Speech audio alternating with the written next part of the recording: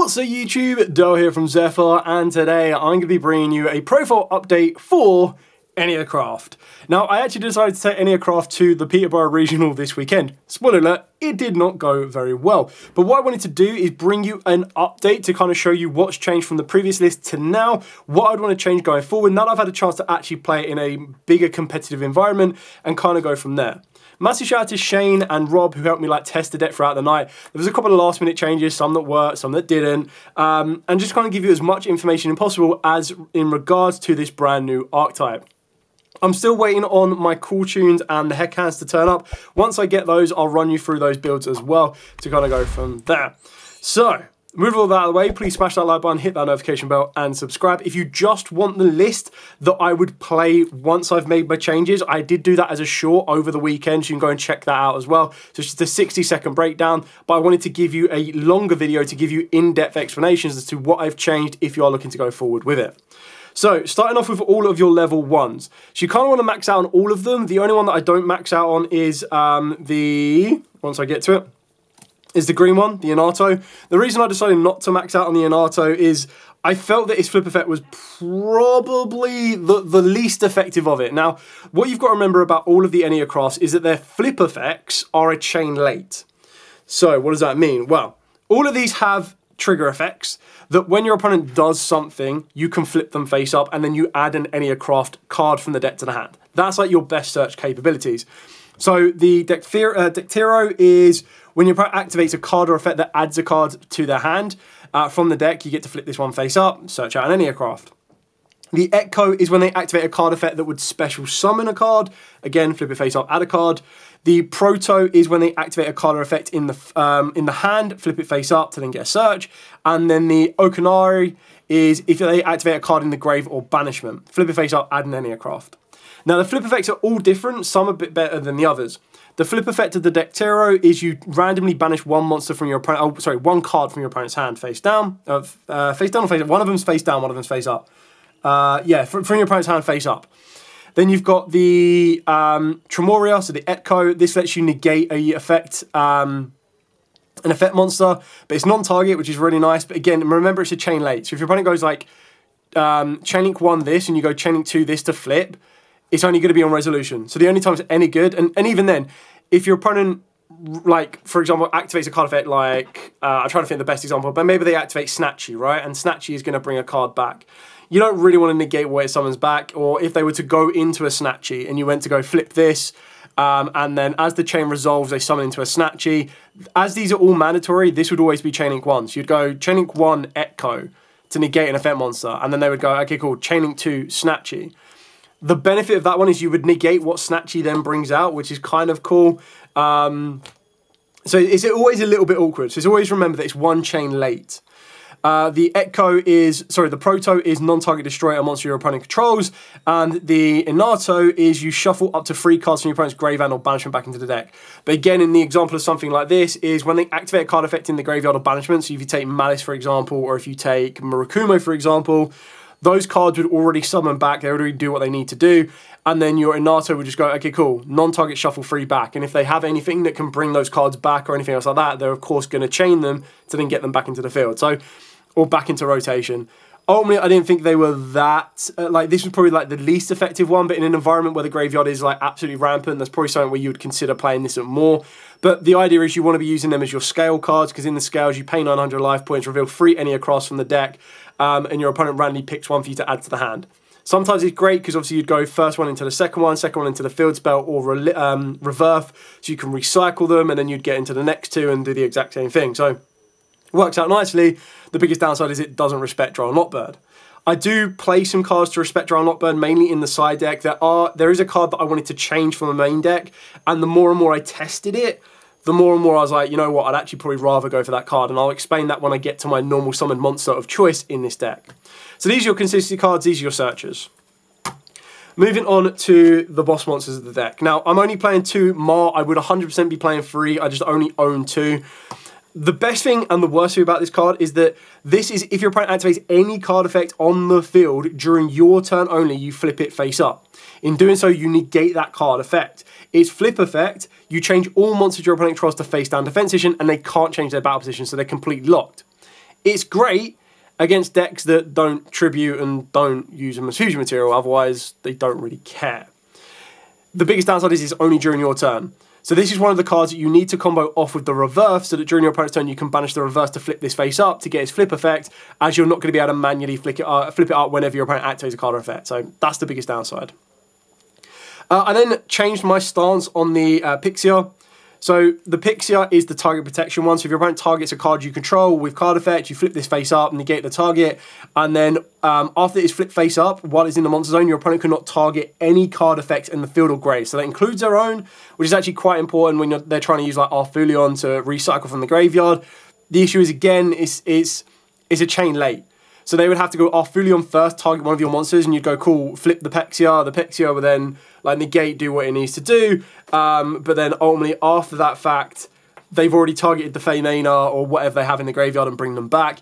And then when you look at Pan is non-target destruction, and so is Urgula. So you don't get as much protection, but it does make it very, very awkward. It makes it very awkward for Yummy as well. And if you're able to combo off the Pixia with the Tail is for the rest of the turn while it's flipped face up, not permanently. It should have been permanently, that would have been good.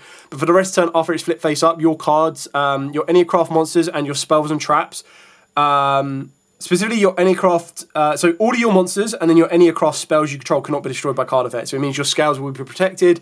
The issue is all of your generic cards like your Book of Eclipse, if you're playing that, your Sol and Luna, your Fallen the Virtuous, your Daruma Cannon can all just get destroyed, and that's usually what they would go for. But it is quite nice if they try to use like Murakumo, you flip up, you protect. The added benefit is that anytime a monster is sent to your opponent's graveyard, they take 900 damage. The final card in the form of Leo. Now this one, the more and more I use it, the more and more I'm considering that maybe rather than Pexia losing its space, it probably will be the Leo to bump up the Mar. So this one will only flip itself up if your opponent activates a card effect in response to your Enneacraft card effect, which is kind of good going first to get it flipped face up, but then going second. Again, it's important that all of your cards are mandatory, so that all their flip effects are always going to be mandatory, so they'll always be Chainlink 1, which means if your opponent has any ignition effects, they're always going to be Chainlink 2. So you do get that ability to then use the Leon, but you only get to flip the Leon as they're all when effects is if your opponent doesn't have a build a chain. Because if they can build a chain, which is like Chainlink 1, Arfulion, target this and this, and then Chainlink 2 will be Feymena, Chainlink 3 will be whatever, your Leon can't then instantly respond to a card that is responded to your Enneacraft effect. So it gets a little bit awkward. It's also one of them ones that if your opponent was to Ash on your scale effect to reveal 3, it can kind of come up. But the flip effect doesn't really do anything apart from every time your opponent adds a card from their deck to their hand or just anywhere to their hand, they take 900 burn damage. So it leans into the burn effect more. If you wanted to lean into the burn effect, I highly advise you look at stuff like Trickster Reincarnation, because if you get this card face up and then Trickster Reincarnate your opponent, they're just going to burn for huge amounts of damage, which is absolutely insane. Honestly, the non-target shuffle is really important, like really kind of cool when it happens, but to get it to happen is very awkward. And it only does that when it is flipped face up in response. So these don't have, apart from the Mar, these don't have flip effects. They just have continuous effects. That is the burn, and then the non-target. So pros and cons. The scale effect is each time a monster is flipped face up, the exact same as the little guys, they get an EC counter on it. But then their other effect is that at the end of the battle phase, if you have an Enneacraft card in your other scale, you target a monster on the field, your opponent controls with less attack than it and destroy it. That's kind of good if you have 2 of these, but the other thing that this deck doesn't have is it doesn't have a way to, like Subterrors, where they can flip one of their, if they've got Hidden City, and you flip one face up and then it ends the battle phase or it negates that attack, they don't really have that yet. So hopefully they get something like that in the future. That would be really, really important. Otherwise, you're just hoping your stuff is strong enough that your opponent can't destroy them. There has been a couple of times, like during the regional that I went to, where my opponent completely forgot about them or doesn't know what I've set, and then they attack it and they flip face up and they're like, okay. So that's kind of the good thing about being able to use all of your Enneacrafts, that they reveal themselves in the hand to special summon any monster from your hand in face down defense vision, is I choose to always make sure that, like, where possible, I'll reveal this, for example, and then set an unknown. There are some sort of, like, I don't want to reveal this, set this, and then reveal another card and set this. You kind of want to, like, reveal this, set this, reveal this, set this, because it's not hard once per turn. And then it's up to you on your last reveal if you go, cool, reveal this and set this. But if you choose to keep this in hand as well, it also gives your opponent a bit of an unknown, because they might think that the first one you set was this card, or the second one you set was this card. So the only guarantee is the last card. If this is the last card in your hand, you reveal this. That's the only card they know exactly where it is on the field. So when they're trying to destroy cards or target cards or clear cards off the field, that's kind of giving them the information they need. Onto the spells, you max out on all of these. So you play free release, free reverse, and free Enneacraft. Like, Enneacraft is just crazy. Like, this is the one that gives you your burn. I think this is the one thing I don't like about the deck, is that I feel that its win con is burn damage. Like, you have to do the burn. And there's not really another way to do it, because you can only special summon in face down when you use the reveal effects in the hand. It gets a little bit sticky, and then, like, this is such a powerful card. Being able to add your Enneacraft back from the field to the hand that are face up, and then you get to go again or reveal them in hand or do anything, is really cool. I think one thing that I undervalue and underuse is that when an Enneacraft is flip face up during the main phase, you can choose to put it in your scale and add it back to the hand, which can be quite good in scenarios where like your opponent tries to deal with them or get rid of them or target them, but it is an if effect, so it happens on the next chain. It's not a when effect. I would have liked it to have been a when effect, because then you can also chain block your own Enneacraft cards. So, I don't know, give and take, but it's still a really good card, there's no doubt about that. Enneacraft Reverse is probably like the most important card, but this one again doesn't respect draw. So you shuffle any number of face-up Enneacraft cards from the field or your hand into the deck, so they have to be face up on the field. You put them back in the deck, you draw the same number of cards. That's quite useful if you don't go down the Enneacraft burn route. And when I was first playing this deck, I would use Enneacraft as like the first spell I searched, whereas now I'm using the Reverse. Reverse graveyard effect is where it gets the best benefit, is that if your opponent normal or special is a monster, you banish it from the graveyard and then either flip one of your Enneacrafts from face down to face up, or you special summon an Enneacraft from the hand to face down defense vision. So this is how you can flip your Mar during your opponent's turn and then lock everything face down. Really, really useful. You just need to get it into the graveyard. So your opponent draws you and you can't get this in the graveyard, you're in a bit of a sticky situation. And then release lets you put an Enneacraft from the deck into the scales, and then its graveyard effect is you banish it, but not the turn it was sent there, to then add one of your Enneacrafts face up from the extra deck back to the hand. So it can get quite grindy. To help you use that, I would probably say of the three, it's maybe the weakest, but even then it does let you play around draw a little bit. It means it guarantees your first search, because you activate this, put one in your scales, use the effect, reveal free, add, and then you get drawled. But draw was a bit of a big issue, really. And there's a couple of cards, like I said, I would probably lean into draw protection a little bit more, whereas I lent into the way of I'm not going to respect draw and give and take. For the generic cards, you'll see that I'm playing 3 2-ofs. Now, this is like just comes down to personal preference and commitment. So 2 Sol and Luna, 2 Book of Eclipse, and 2 Destructive Daruma Cannon. Now, ultimately, you probably would play 2 of these at 3, but the way that I looked at it was Sol and Luna is actually quite good. Target one monster I control, one of my opponent's controls, and then you change their battle positions depending on what their battle position is. So if they're face up, they go face down, and if they're face down, they go to face up. So it's kind of cool that, again, it's another way to control flipping up your own Enneacraft monsters if you want target protection, if you want destruction protection, and your opponent is not targeting your stuff, they're not trying to destroy your stuff, which at that point you're like, well, if they're not trying to do it, then why would I try and flip them face up? It's mainly, again, for Mar, flip the Mar up, Book of Moon, everything, or flip everything face down, good to go.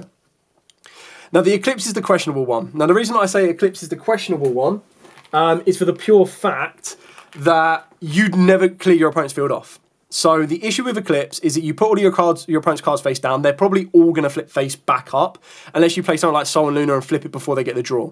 The only benefit of a card like Book of Eclipse is if you already have your Enneacraft and you already have your 2 little scales, they're going to start gaining counters for when a card is flipped face up. Because, if I remember correctly, that any monster is flip face up, yours or your opponent's. So that's the only additional benefit of Book of Eclipse, is that if in the end phase your opponent goes, okay, cool, you go, right, resolve Book of Eclipse, everything flips face up, you then gain those counters. I like the idea of Book of Eclipse to help you with that. The only issue is that esque effect is win more. It's also quite nice to reset your own cards, because with the Enneacraft, you kind of need them face back down. They don't really do anything once they resolve face up, apart from the ones that are target protection or destruction protection. So again, give and take, you need to make that decision. The Daruma Cannon is really good. So remember that these are not once per turn, whereas Sol and Luna is once per turn. So that's kind of why I didn't want to go with 3 Sol and Luna, and then I didn't want to commit 3 Daruma Cannon because I was like, they're trap cards. I need something that's a little bit faster, so I went with 2 Eclipses. Ultimately, I didn't see these as much as I would have liked to. The Daruma Cannon is really good because, again, resets all of the cards. It also lets you play through some link fields because it lets you, like, they have to send their link monsters. Yeah, I mean, I was kind of happy with 2 and 2, but I feel like I want to see them a bit more.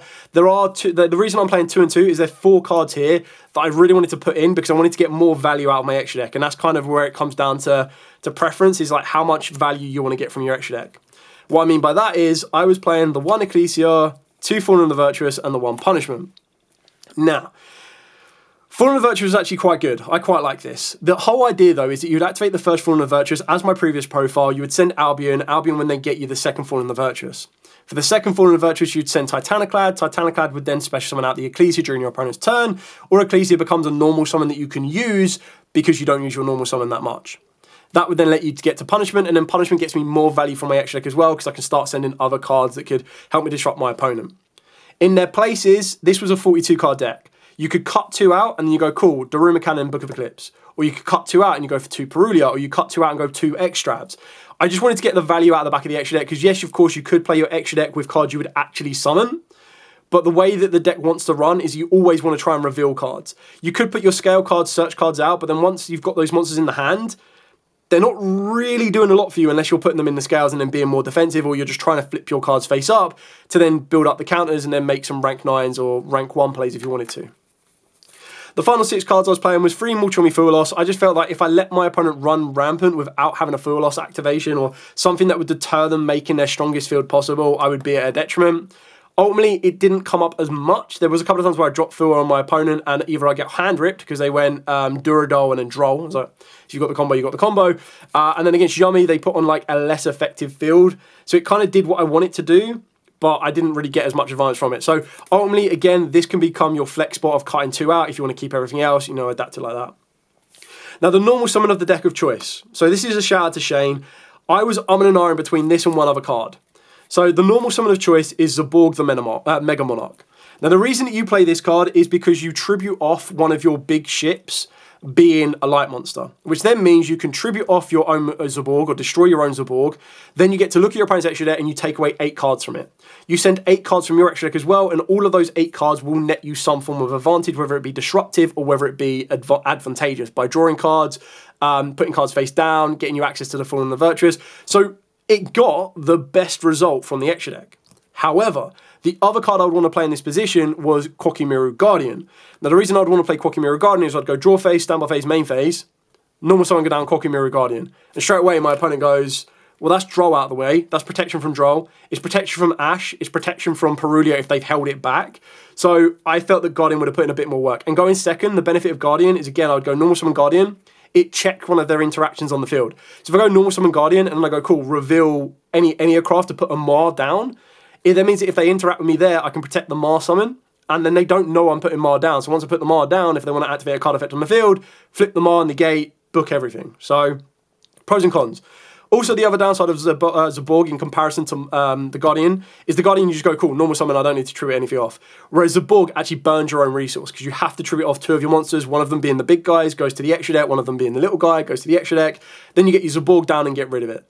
I didn't see this at all in my rounds. The only time I saw it, I got impermed on it, and I should have activated a card effect like Book of Eclipse to flip it face down, but I didn't. And ultimately, like, the Zaborg was a lot less help than I wanted it to be. I feel that it could have been a lot more. In that scenario, if that was Guardian instead, Guardian would have protected me a bit more.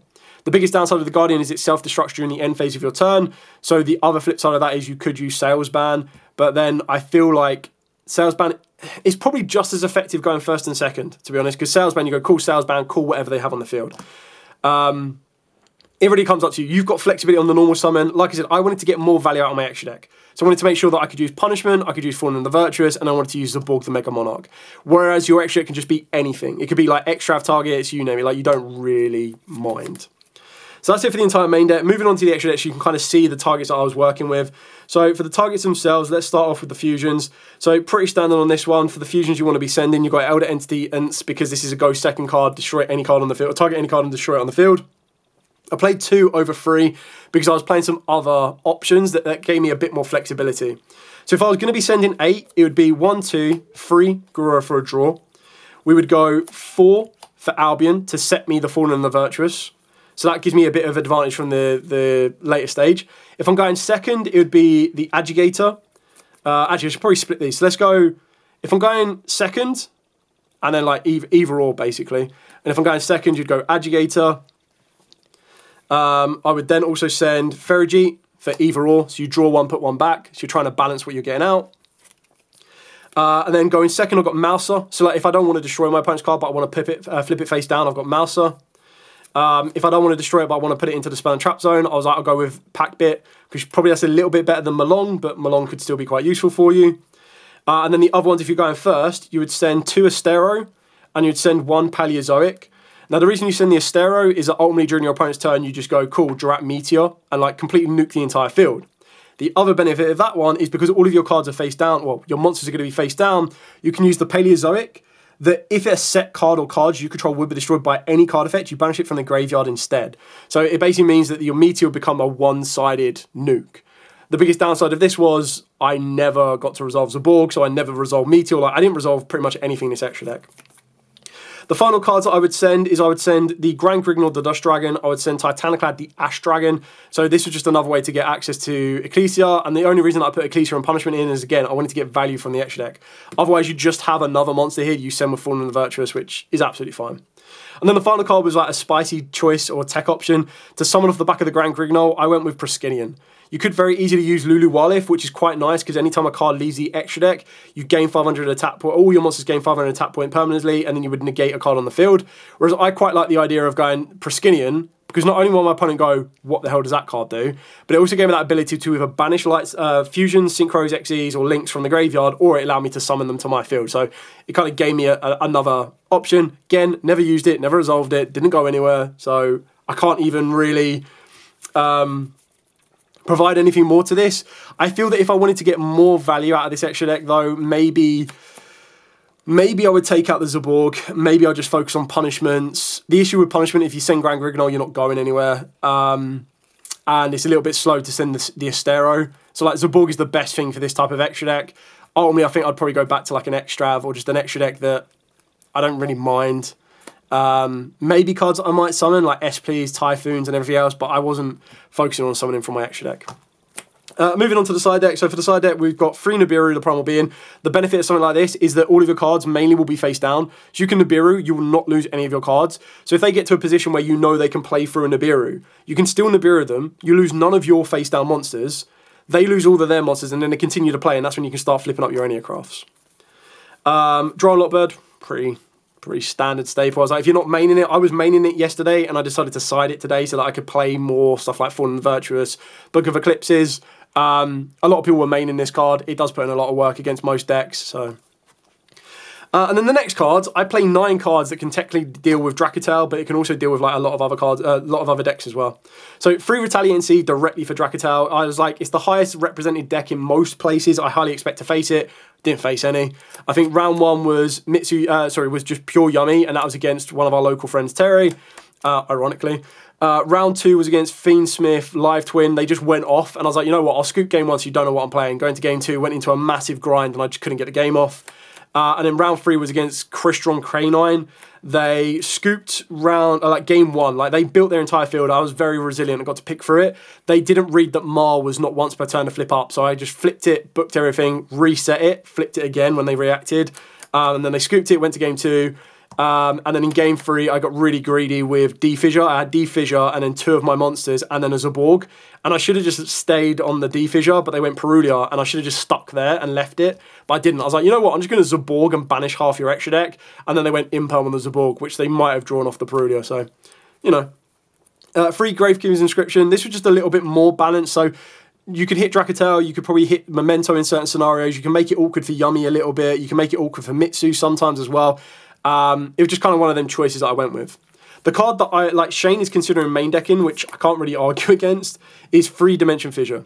So with the Dimensional Fissure, the benefit of this one is your opponent can't draw you because any monster sent to the grave is banished and draw has to go to the graveyard as cost. It also checks Ghost Ogre should that random rogue opponent have it, because it has to go to the graveyard again as well. It means that Zaborg becomes, give and take. Zaborg becomes banish all of your opponent's cards from the extra deck, but it also banishes all of your cards. So your stuff like Natisses and Garuras and everything that needs to go to the graveyard to give you draws and stuff just doesn't happen. So pros and cons, that's probably where your Kokimiru Guardian can come into play and be a little bit more effective for you. On top of that as well, is it makes it very awkward for a Dracutail matchup, very awkward for, like if I was to use my Canine example, that would have made it awkward for them, which it did. It would have made it awkward for the Fiendsmith Live Twins as well. So it's a really good card. And my other stuff that I was considering was like playing Free Trill Tactics Thrusts, working into DDGs, Black Guy the Last, Evenly Matches, Lightning Storms and everything. And I ultimately ended up settling on this, but yeah. So I think like the changes that I'm going to look to make is I'm still umming and ahhing about the Zaborg. Like the extra deck, I really don't think you need to rely on too heavily. I think you could very easily play this, not without an extra deck, but I mean, technically you could do if you didn't want it. But I feel that you're kind of choosing between like Zaborg, or you're going to like stuff that uses the extra deck, that focuses on the extra deck, right? I'll probably like these 6 cards here. Everything else doesn't care what you have in your extra deck. So if you don't care what you have in your extra deck, you can take all 6 of these cards out and you can go for extra if you want draw power. You could also consider, like, it just opens up a little bit more space. Like, even if I wanted to cut it down to 40, that's still 4 cards. Like, these could be 2 Meows and then 2, like, another Book of Eclipse and another Daruma Cannon or a Sullen Lunar or whatever. So it gives you a little bit more flexibility that I would consider adapting for the deck. And it kind of comes up to you if you want to be moving towards a, like maybe even 3 Thrusts. Maybe 3 Thrusts and the Punishment. Maybe gives you a little bit more control over the extra deck, but the extra deck then becomes free. You can consider stuff like Ultimate Slayer as well, gives you a little bit more interaction. It just comes down to whether you want to focus on going first or second, and the consistency of getting to those pieces and everything else in between. Anyway, that's it for the entire updated profile. Like I said, I'll do a short version, or I have done a short version by the time this video comes out, with my updates to it as well. This is just to give you a bit more of an in-depth breakdown as to know why I've chosen particular cards, what I went with, and kind of went from that, and how I would update and improve from a very poor regional appearance by myself. But like I said, my goal for the regional appearance was to literally just go there and make people read cards, because like a lot of people, you're more than welcome to ask me what the cards do, and I'll tell you exactly what they do. But the cards like this, because they're not hard once per turns or anything else like that, they're stuff you need to remember, and it's better to just read them. So I think every single round I had, my opponent read cards, like was reading the cards, and I was like, you know what, I'm just here to make you guys read your cards. But yeah, I was taking it for a bit of fun. I did say to one of the judges, and they offered me very kindly, so thank you very much for that one. They offered me to play their Chimera Hekahan build, and I was like, yo, I would be so up for that if I'd had time to actually practice or understand what they did. Whereas I spent all night playing the Enneacraft with Shane. I was like, it would feel really it would feel kind of bad to put all that effort in and then not play it. But yeah, anyway, it was a bit of fun, a nice little bit of a laugh, and I don't know, I'll be interested to see, like the next region I think is in London, which is in the new year. So for now I've got time to test everything. Hopefully Hekahans and the Cool Tunes will be here by then, so I can kind of test whether I want to be leaning into either of those for a bit more fun, or if I want to try and take it a little bit more seriously. Like I've got Branded as an option. I really like the idea of the Radiant Typhoon deck right now as well, so there's kind of different options that I want to explore and test and go from there. And I even want to try out Black Rose as well. Like my first locals, it didn't go that well with them, but I want to try and give them another go and just learn as we go. But there's just so many decks right now in the format that I really want to enjoy and test out, and it's just about choosing one and trying to like zero in and focus on them. Anyway, thanks so much for watching. Hopefully this has been a very in-depth guide for the deck as well, giving you a bit of an idea of what the deck can do, how it works, different options for you as well, and yeah, kind of go from there. Anyway, thanks so much for watching. Do like, comment, subscribe, share. Till next time, as absolutely always, stay safe, and of course, happy dueling.